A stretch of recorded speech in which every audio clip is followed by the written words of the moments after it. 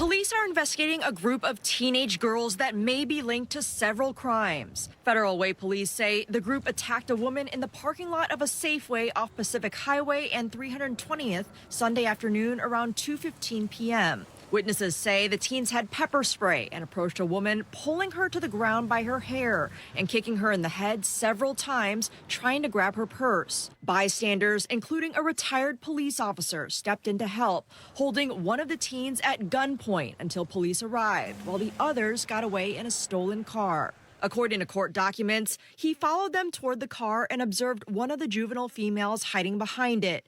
He approached her and ordered her not to move, and she kept saying, "Don't shoot me, don't shoot me." Police recognized one of the teens on surveillance video from a previous welfare check, and the mother of one of the teens later called police to report they were at her home, where police responded and were able to detain them. When you see allegations of this type of violence, it's got to be addressed in court right away. So far, investigators have developed enough evidence for prosecutors to charge at least two of the teens with attempted robbery. What prosecutors want to do is stop this behavior. And when you see allegations like this, you got to get it before a judge, and that's what we did.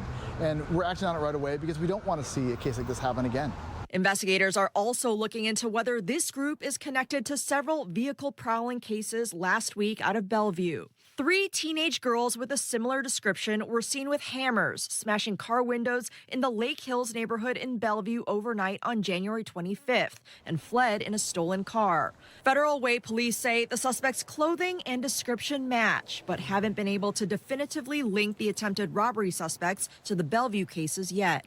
Reporting in Federal Way, Leanne Wynn, KOMO News. With its sweeping views and dramatic hillsides, Richmond Beach Saltwater Park is a favorite among dog walkers, fresh air lovers, and people looking for a tranquil space. Spectacular scenery. I like watching the big container ships go up and down Puget Sound. But along the slopes that stretch down to the Sound, red flags are going up for the volunteers who care for this park. And they missed this pot, but they drove through this mulch pile. Someone keeps driving off-road through habitat restoration areas. It's just really hard to get anything to grow right in this spot. And tire tracks are cutting through newly planted sections, killing off the vegetation and potentially snapping irrigation lines set up to nourish this sensitive habitat. We're always having to deal with damaged trees, damaged shrubs, and damaged irrigation lines. Park steward Kay Lakey has spotted such vandalism on 3 different occasions in recent weeks and recently made another disturbing discovery as volunteers were gathering. And we just stepped on shell casings that were in front of the women's bathroom. Lakey says it's discouraging to see people abuse a place that they work so hard to improve for the benefit of the public. That makes me mad. They ought to put up cameras